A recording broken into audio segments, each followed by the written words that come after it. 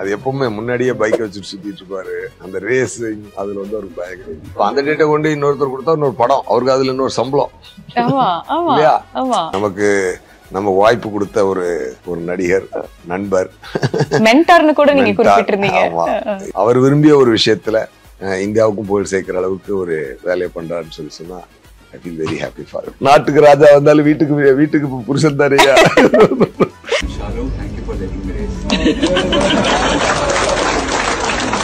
அவர் பாட்டுக்கு அவர் வேலையை பார்த்துட்டு he is not bothered about anything. தனக்கு கொடுக்கப்பட்ட வேலை அதுல போக்கஸ்டா அவர் ஒர்க் பண்ணிக்கிட்டே இருப்பார். செகண்ட் ஹாஃப்ல சம் போர்ஷன்ஸ் என்னோடது இல்லாம போச்சு, அதுக்கு நான் கொஞ்சம் வருத்தப்பட்டேன். பட் அதை மீறி வேற சில காரணங்களுக்காக சார் அதை அலைன் பண்ணியிருக்காருன்னு புரிய வந்துச்சு. எல்லாருக்கும் எல்லா ரைட்ஸும் இருக்கு. நான் வந்து இந்த பேட் கமெண்ட்ஸ் கொடுக்குறவங்களுக்கு எதிராக பேசுறது அந்த இதுக்கெல்லாம் நான் வரல. You have the right, you have your own rights, you have all rights to say anything. It's about everything. It's about possessing, it's about giving space, it's about give and take, it's about everything. இப்போ கல்யாணத்து மேல இருக்கிற அந்த thought ஏதாவது மாறி இல்ல வேண்டாங்க, நான் இப்படி இருந்து 2 நாளா இன்டர்நெட்ல வந்து அஜித் சார் தான் வந்து அவருக்கு அப்படி ஒரு இது. இப்ப அந்த டேட்டை கொண்டு இன்னொருத்தர் கொடுத்தா இன்னொரு படம், அவருக்கு அதுல இன்னொரு சம்பளம் இல்லையா? இன்னொரு ஒரு 150 கோடியோ 165 கோடியோ 200 கோடியோ ஏதோ சம்திங் வாட் எவர், மினிமமா 100ன்னு வச்சுக்கோங்களேன். ஒரு உதாரணத்துக்கு ஒரு 150 வச்சுக்கோங்க. இதே டேட்டை கொண்டு இன்னொருத்தர் கொடுத்தா 150 கோடி ரூபாய் கிடைக்கும். But that is also he is doing it. That he have both passions. He has 2 passions. அது மாதிரி இது ஒரு பேஷன், அது ஒரு இது இருக்கு. அது என்ன சொல்றது, பேஷன் மட்டும் இல்ல, ஹாபி. ஹாபி கம் பேஷன் அவருக்கு அதுவா இருக்குது. அதனால sir I am happy for him really. அது எப்பவுமே முன்னாடியே பைக் வச்சுட்டு சுத்திட்டு இருப்பாரு. அந்த ரேசிங் அதுல வந்து அவருக்கு பயங்கர இன்ட்ரெஸ்ட். ஏதாவது ஒரு மெமரி ஷேர் பண்ணலாமா சார் அந்த ரேசிங் பத்தி சார் உங்ககிட்ட? ஏன்னா இன்னைக்கு வந்து ஒரு இந்தியாவுக்கே ஒரு பெரிய பெருமை தேடி கொடுத்திருக்காருன்னு சொல்லலாம். நமக்கு நம்ம வாய்ப்பு கொடுத்த ஒரு நடிகர், நண்பர், மென்டார்னு கூட நீங்க குறிப்பிட்டிருந்தீங்க. இவரை இப்படிப்பட்ட ஒருத்தர் வந்து இன்னைக்கு அவர் விரும்பிய ஒரு விஷயத்துல இந்தியாவுக்கும் புகழ் சேர்க்கிற அளவுக்கு ஒரு வேலையை பண்றாருன்னு சொன்னா I feel very happy for him. And the couple goalsன்றது பயங்கரமா சார் பேசும்போது சொல்லிருந்தாங்க, I thank Shalu for letting me do this அப்படின்னு. ஷாலினி மேம் கரெக்ட் தானே, அதுல காசு வேஸ்ட் ஆகலாம். என்னையா இப்படி சம்பாதிச்சு அந்த பக்கம் காசு விடுறியான்னு வீட்டம்மா வந்து கொஸ்டின் கேட்டா என்ன பண்ண முடியும்? வீட்டம்மா சப்போர்ட் வேணும் இல்லதுல. நீ நாட்டுக்கு ராஜா வந்தாலும் வீட்டுக்கு புருஷன் தானேயா. சோ அந்த ஆஃப் ஸ்கிரீன் கெமிஸ்ட்ரி நீங்க அப்ப பாத்திருக்கீங்களா சார்? அவங்களுக்குள்ள இருக்கிற அந்த ஆஃப் ஸ்கிரீன் கெமிஸ்ட்ரி நான் அவ்வளவு ஃபாலோ பண்ணேன். நான் வந்து வாலி டைம்ல தானே நான் சாரோட அதுக்கப்புறம் அவர் வேலையில போயிட்டார், நான் வேலையில போயிட்டார். ரொம்ப நாளைக்கு அப்புறம் ஐ மெட் ஹிம் இன் விடாமுயற்சி shooting spot. It was a very memorable meeting. Super super sir. அதே மாதிரி தான் நான் பவன் கல்யாண் சாரும் இங்க தமிழ்நாட்டுல எப்படி அஜித் சாரோ அந்த மாதிரி தெலுங்குல பவன் கல்யாண் சார், அவரும் அந்த ஆந்திரால இப்ப கேம் சேஞ்சருக்காக நடந்த ப்ரீ ரிலீஸ் ஈவெண்ட்ல அவரு the love, the way he showed his love to me, அது ரொம்ப ஒரு மாதிரி ஒரு பெஸ்ட் மெமரபிள் மொமெண்ட் ஆயிடுச்சு. அது ரொம்ப ரொம்ப ஹாப்பி ஆயிடுச்சு. ஸோ ரீசெண்ட் டேஸ்ல 2 பேரையுமே நான் சந்திக்கக்கூடிய வாய்ப்பு கிடைச்சு ரொம்ப வருஷம் கழிச்சு. நண்பன், இந்தியன் 2, இந்தியன் 3, கேம் சேஞ்சர் 4 முறை வந்து சங்கர் சாருடைய அப்படின்னும் போது ஒவ்வொரு தடவையும் அந்த சேஞ்ச் எப்படி அது இதுவாச்சுன்றத பத்தி கேட்கணும்னு ஆசைப்படுறேன் சார். நண்பன் டைம்ல வந்து ஒரு ஜஸ்ட் ஒரு கேமியோ தான், அது ஒரு சின்ன போர்ஷன். பட் அது சின்ன போர்ஷனா இருந்தாலுமே அது ஒரு நல்ல சூப்பரான போர்ஷனா அமைஞ்சது. சார் அதை கேட்டாரு, சார் கேட்டதுனால நான் உடனே ஒத்துக்கிட்டேன். நான் அப்போ வந்து நான் ஹீரோவா படங்கள் பண்ணிட்டு இருந்த நேரத்தில் ஒரு கேமியோ ரோல் அப்படிங்கும்போது சங்கர் சார் அப்படின்னா நம்ம அவர் மேல வந்து மிகப்பெரிய மரியாதை உண்டு.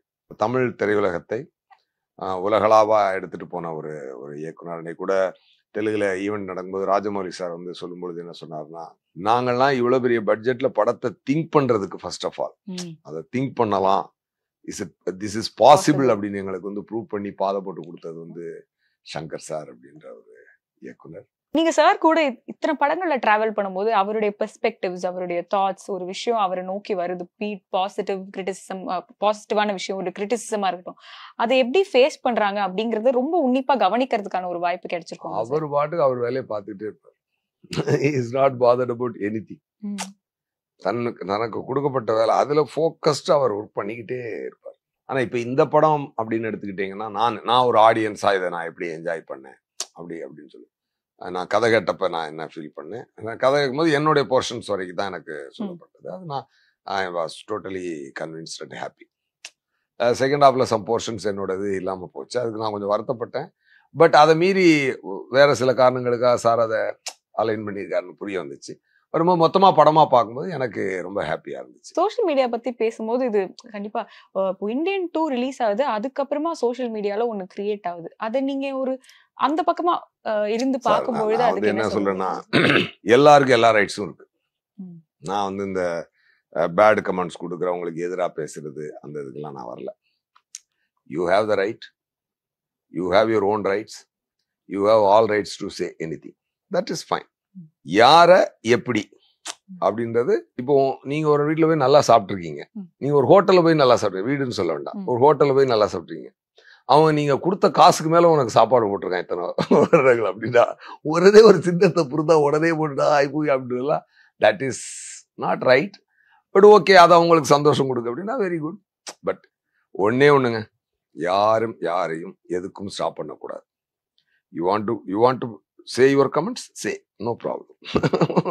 அது your wish. அது உன்னுடைய தகுதியையும் உன்னோட தரத்தையும் அதுவே காட்டிக்கொள்ளும், அவ்வளவுதான்.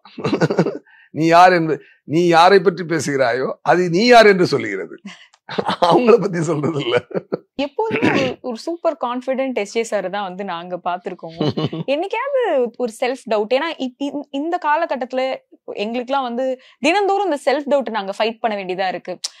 நம்மளால இதை பண்ணிட முடியுமா, நம்ம கேப்பபிளா, ரைட்டான டைரக்ஷன்ல தான் போயிட்டு இருக்கோமா, அப்படி அந்த செல்ஃப் டவுட்ல இருந்து ஃபியர் ஆஃப் ஃபெயிலியர்ஸ், இது எல்லாமே வந்து மைண்ட் டிஸ்டர்ப் பண்ணிட்டே இருக்கு. அந்த ஃபேஸ் நீங்க கடந்திருக்கீங்களா சார்? ஆமா, எல்லாருக்கும் வரும். பட் ஒண்ணு மட்டும் நம்ம நம்பணும், நம்ம எல்லாருமே இறைவனின் குழந்தை அப்படின்றத நம்ம நம்பணும்னா போதும். ஸோ எல்லாருக்கும் ஈக்குவல் அன்பும் ஈக்குவல் டேலண்ட்டும் ஈக்குவல் இதுவும் தான் கொடுக்கப்பட்டிருக்கு. அதை நீ நம்பினேன்னா போதும். அதை நம்பிட்டாலே உனக்கு உன் மேல டவுட் வராது. இது எப்போதுமே இருந்திருக்கா சார்? லைக் ஒரு நீங்க வந்து ஒரு லோவஸ்ட் ஆஃப் லோ, அந்த ராக் பாட்டம் ஹிட் ஆன டைம்ல கூட இந்த இல்ல கஷ்டம் வரும்போது கொஞ்சம் கண்ணீர்லாம் வரத்தான் செய்யும். It's fine, it's a part of life. So நீங்க நம்ம லாஸ்ட் இன்டர்வியூல நம்ம பேசும்போது நீங்க வந்து லயோலா காலேஜ்ல நீங்க தங்கிட்டு இருந்தது பத்தி, ஒரு லிஃப்ட் கேட்டு போறது பத்தி, பஸ்ல டிராவல் பண்றது பத்தி நிறைய நீங்க வந்து ஷேர் பண்ணீங்க. காசு பத்தி நீங்க என்ன நினைக்கிறீங்க சார்? இன்னைக்கு நீங்க நினைச்சா என்ன வேணா பண்ணலாம், என்ன வேணா வாங்கலாம், எப்படிப்பட்ட ஒரு லைஃப் நான் லீட் பண்ணலாம், நீங்க ரெண்டுமே பார்த்திருக்கீங்க. சோ காசை நீங்க எப்படி வேல்யூ பண்றீங்க? நான் காசு எப்படி பார்ப்பேன் அப்படின்னு சொன்னா, அதான் அந்த பேஷன் ரூட்ல தான் பார்ப்பேன். நான் டைரக்ஷன் பண்ணாலும் காசு வரும், நான் பிசினஸ் பண்ணாலும் காசு வரும், நான் அடிச்சாலும் காசு வரும், நான் மியூசிக் போட்டாலும் காசு வரும். வந்துச்சு, எல்லாமே வந்துருக்கு, எல்லாமே வாங்கியிருக்கிறேன், எல்லா சைட்ல இருந்தும் காசு வாங்கியிருக்கிறேன். பட் எனக்கு காசு நான் நடிக்கும் போது வரணும். இந்த டோர்ல இருந்து வர காசு மட்டும்தான் நான் தொடுவேன். This won't excite me, this won't excite me, this won't excite me, this won't. I want money, but I want money through only this door. That's it. That's me. அந்த மாதிரிதான். எப்படி வேல்யூ பண்றீங்க? இதுதான் வேல்யூ. ஸோ பேஷனுக்கு, என்னுடைய பேஷனுக்கு what is my plan, என்னோட பேஷனுக்கு மணி வருதா, என்னோட talent is, நிறைய இன்டர்வியூல சொல்லிருப்பேன், என்னோட talent is Saraswati. Love story உங்ககிட்ட இருந்து எதிர்பார்க்கலாமா சார்? யா, அதான் கில்லர் டைம் வந்தாச்சு. கில்லரே ஒரு மிகப்பெரிய காதல் கதை தான், ஒரு எக்ஸ்ட்ரார்டினரி லவ் சப்ஜெக்ட். சீக்கிரமா அது லான்ச் ஆக போகுது. சூப்பர், டைம் வந்தாச்சு. நான் எப்ப பார்த்தாலும் கில்லர் பண்ண போறேன்னு சொல்லிட்டு இருக்கேன். சும்மா பண்றா அப்படின்னு எல்லாமே நெருங்கிடுச்சு. ஸோ எல்லாமே சீக்கிரம் அனௌன்ஸ்மெண்ட்லாம் வந்துடும். அதுல யார் இன்வால்வ் ஆயிருக்கா எல்லா அப்டேட்ஸுமே சீக்கிரமா வந்துடும். Super sir. இந்த காலத்துல இருக்கிற லவ் பத்தி என்ன நினைக்கிறீங்க சார்? ஏதாவது டிஃபரன்ஸ் நீங்க பாக்குறீங்களா? அதான் திருப்பி சொல்றேனே, லவ் எப்பொழுதுமே ஒண்ணுதாங்க. நீங்க லவ் பண்றீங்களா? நீங்க லவ் பண்றீங்க? ஐயோ, அது கேமரா முன்னாடி கேட்டிங்க, என்ன சொல்றேன்? ஓ எஸ்ன்னு வச்சுக்கலாம் சார். எஸ்ன்னு வச்சுக்கலாம். உங்க பாய் ஃப்ரெண்ட் இன்னொரு பொண்ணோட பேசினா உங்களுக்கு கோவம் வருதா வரலையா? வருதா? கொஞ்சம் க்ளோஸா பழகுறாரு இன்னொரு பொண்ணோட, வருதா? அப்புறம் என்ன மாடர்ன் லவ், என்ன லவ்ல என்ன மாற்றம் உண்டாயிருக்கு? That's it. Love is a beautiful emotion. Super. It's about everything. It is about possessing. It's about giving space. It's about give and take. It's about everything. அதுல நீங்க எந்த மோட சூஸ் பண்ணிக்கிறீங்க அப்படின்றது நீங்க. இன்னொரு மோட சூஸ் பண்ணிக்கிறோமோ அது அவங்க. Love is a universal. அது ஃபீல். அது 1885லயும் அதுதான், 2025லயும் அதுதான். இப்போ கல்யாணத்து மேல இருக்கிற அந்த தாட் ஏதாவது மாறி இருக்கா? நானும் எல்லா இன்டர்வியூலும் கேட்டுறேன், ஏதாவது மாறி இருக்கா? ஏதாவது மாறி எனக்கா? உங்களுக்கு? இல்ல வேண்டாங்க, நான் இப்படி இருந்துக்கிறேன். எனக்கு ரொம்ப சந்தோஷம். இது ரைட்டானது கேட்டா தப்புன்னு சொல்லுவேன், பட் எனக்கு இது கரெக்ட். நோ சொன்ன ப்ராஜெக்ட்ஸ் நிறைய இருக்கா சார்? ஆமா, நிறைய இருக்கு. அதான் நான் சொல்லேன், நான் எப்பொழுதுமே இந்த டோர் வழியா தான் எனக்கு பணம் வேணும், இல்லாட்டி வேண்டாம். இல்ல ஆக்டராவே கேக்குறேன். ஆக்டராவே என்னை நான் ஹாப்பி ஆகணும்ல, அது மாதிரி நான் நோசன் படம் நிறைய இருக்கு. But I don't want to say it here. I don't want to hurt anybody's emotion. இப்போ நீங்க சொன்னீங்க 3 லாங்குவேஜ்லயும் நீங்க டப் பண்ணீங்க அப்படி சொல்லி, ஏதாவது ஒரு டயலாக் 3 லாங்குவேஜ்லயும் பேசி கேட்கணும்னு ஆசைப்படுறேன். அப்படியா? ஃபேவரட் டயலாக் ஏதாவது? சட்டப்புறார டேய், சட்டப்புற டேய், ஒண்ணு ஆமான்னு சொல்லு, இல்ல இல்லன்னு சொல்லு. அதை விட்டுட்டு அதை விட்டுட்டு சட்ட பிரகாரம் இவங்க தான் எங்க அப்பா அம்மா, ஆதார் கார்டு பிரகாரம் இவங்க தான் எங்க அப்பா அம்மா, ரேஷன் கார்டு பிரகாரம் இவங்க தான் எங்க அப்பா அம்மா, இப்படின்னு அரைச்ச மாவைய திருப்பி திருப்பி அரைச்சிக்கிட்டே இருக்கிற అవునా? అదే మెత్తలేనా చట్టప్ర ఏయ్ ఒకటి అవునని చెప్పు లేదా కాదని చెప్పు. అది అది వదిలేసి చట్టప్రకారం వీళ్ళే మా అమ్మ నాన్న, ఆధార్ కార్డులో వీళ్ళే మా అమ్మ నాన్న, రేషన్ కార్డులో వీళ్ళే మా అమ్మ నాన్న అంటూ రుబ్బిన పిండిని మళ్ళీ మళ్ళీ రుబ్బుతున్నావు. హిందీలో हा बोलना है हा बोल या ना बोलना ना बोल. ये नहीं बोल के कानूनी तौर पे ये है मेरा माँ बाप, आधार कार्ड पे ये है मेरा माँ बाप, राशन कार्ड पे ये है मेरा माँ बाप. ऐसा बार बार आटा ने पिसी हुआ आटा ने बार बार पिस रहा है. அது மாதிரி ஒரு ஜாலியா இருக்கும், ரொம்ப என்ஜாய் பண்ணி பண்ணுவாரு. சரி, இப்போ 3 லாங்குவேஜுக்குமே இப்போ இந்த மாதிரி படங்கள்ல ஒரு 24 days டப்பிங். தமிழுக்கு 8 நாள், தெலுங்குக்கு 8 நாள், ஹிந்திக்கு 8 நாள். அது போக அதுக்கப்புறம் இந்த பஞ்ச் சவுண்ட், ஃபைட்ல பஞ்ச் சவுண்ட்ஸ்க்கெல்லாம் அது, அப்புறம் சில டயலாக்ஸ் சேஞ்சஸ் வரும், அதெல்லாம் சேர்த்து கரெக்ஷன் மொத்தமாகவே 3 லாங்குவேஜ் சேர்த்துக்கு ஒரு 2 days, almost 20 days, 26 days I spent for dubbing. So we do everything from heart, we do everything from system. We do love our job. எதுக்கு நம்மளை நம்பி ஒருத்தங்க படம் பார்க்க வராங்க, எஸ்.ஜே. சூர்யா இருந்தாலும் ஏதாவது ஒன்று பண்ணுவான், அதுக்கு வந்து நம்ம எவ்வளவு தூரம் கரெக்டா இருக்கணும். ஸோ இந்த 26 நாள் இந்த டேட்டை நான் இன்னொரு படத்துக்கு கொடுத்தா அது எனக்கு வேற காசு, ஒரு படத்தோட சம்பளம். ஸோ நான் விறுவிறுன்னு மொத்த டப்பிங் என்னால் 3 நாளை முடிச்சு கொடுத்துட்டு அடுத்த படத்துக்கு போக முடியும்.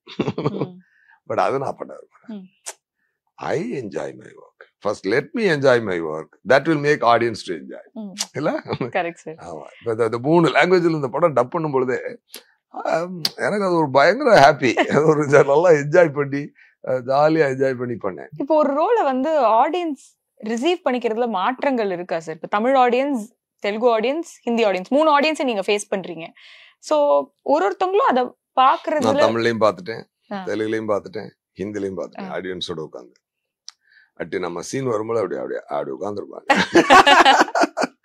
அப்போ அதுல திமிரு இல்ல, அது உள்ளுக்குள்ள ஒரு சந்தோஷம். நீ உண்மையா உட்காந்து போராடினீங்களடா, அதுக்கு வந்து ஒரு ரெஸ்பான்ஸ் இருக்கு பாரு அப்படின்னு சொல்லிட்டு எனக்கு சிவகார்த்தியன் சார் சொன்னாரு. ஒரு நாள் அவர்கிட்ட கேட்டேன், என்ன சார் டான் அப்போ தமிழ்லையும் தெலுங்குலையும் நானே டப் பண்ணியிருந்தேன். ஐ டப் இட்.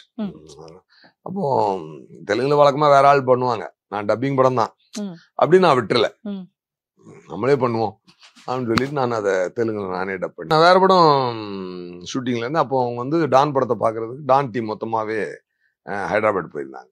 போயிட்டு வந்தப்போ அப்புறம் இது சார்ட்ட கேட்டேன், நம்ம சிவகார்த்தியன் சார்ட்ட கேட்டேன், சார் எப்படி இருக்குன்னு. நல்லா ரசிச்சாங்க, நல்லா பண்ணாங்க, பட் உங்க போர்ஷன் நல்லா அட்டென்ஷனோட பார்த்தாங்க சார். அந்த தியேட்டர் வந்து உங்க போர்ஷன் வரும்போது ஒரு இடத்துல சைலண்டா அப்படி கம்முன்னு சைலண்ட் ஆகுது, அப்படியே அட்டென்ஷன் கொடுக்குறாங்க, மேபி நீங்க டப் பண்ணதுனால இருக்கலாம் அப்படின்னாரு. சரி நீங்க எப்படி சார் பாப்பீங்களா சார்? இப்போ ஒரு படம் நடிச்சு தியேட்டர்ல வருதுன்னா எனக்கு ஃப்ரெஷ்ஷா ஃபீல் ஆகலன்னா நான் அதை பண்ண மாட்டேன்.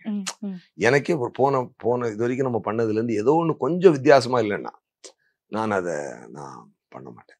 இப்போ நீங்க ஒரு ஆக்டரா உங்க ஸ்டைல்ல உங்களோட ஒரு இதை கான்ட்ரிபியூட் பண்றீங்க.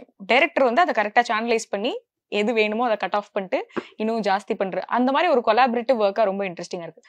ஸோ உங்களுக்கு எப்படிப்பட்ட கியூஸ்லாம் டைரக்டர்ஸ் கிட்ட இருந்து வரும் சார்? இல்ல மோஸ்ட்லி உங்களோட ஸ்டைல்ல அப்படியே விட்டுருவாங்களா உங்களுக்கு? நான் என்கிட்ட விட்டா கூட நான் டைரக்டர் போட்டு கேட்பேன், சொல்லுங்க சொல்லுங்க சொல்லுங்க சொல்லுங்க. ஏன்னா எனக்கு அந்த பயம் எப்பொழுதுமே இருக்கும். ஸோ இன்னைக்குமே டைரக்டர்கிட்ட வந்து நம்ம இன்புட் எடுத்தாதான் நம்மளை டைரக்ட் பண்ணிட்டு போயிட்டு இருக்கலாமே. நம்ம எதுக்கு இன்னொருத்தர் போய் டைரக்ட் பண்ணிட்டு எனக்கு டைரக்ஷன் தெரியாதா இல்லை, எனக்கு இதுதான் தெரியாதா, என்ற காசு இல்லையா ப்ரொடக்ஷன் பண்ணிட்டு தெரிய முடியாதா இல்லை. பட் வாட் அப்படின்னா அது வந்து it is a pleasure to be a slave, to follow the order from a pro director. So game changerக்கு மனமார்ந்த வாழ்த்துக்கள். எப்போதுமே பொங்கல் அதுமா எல்லாருக்கும் பொங்கல் வாழ்த்துக்கள். அண்ட் நல்லா பொங்கல் சாப்பிடுங்க. கேம் சேஞ்சர் போய் பாருங்க. என்ன அப்படின்னா ஒரு ஒரு ஒரு வெரி என்டர்டைனிங் ஃபிலிம், நல்ல சாங்ஸ், நல்ல ராம் சரண் சார் வந்து ரொம்ப அருமையான ஒரு கலெக்டராகவும் ஒரு அப்பண்ணா கேரக்டர் ஒன்றும் பண்ணியிருக்காங்க. அந்த அப்பண்ணா கேரக்டர் வந்து என்ன அப்படின்னு சொன்னா ஒரு ரொம்ப சோல்ஃபுல்லான ஒரு பகுதி, ஒரு ஒரு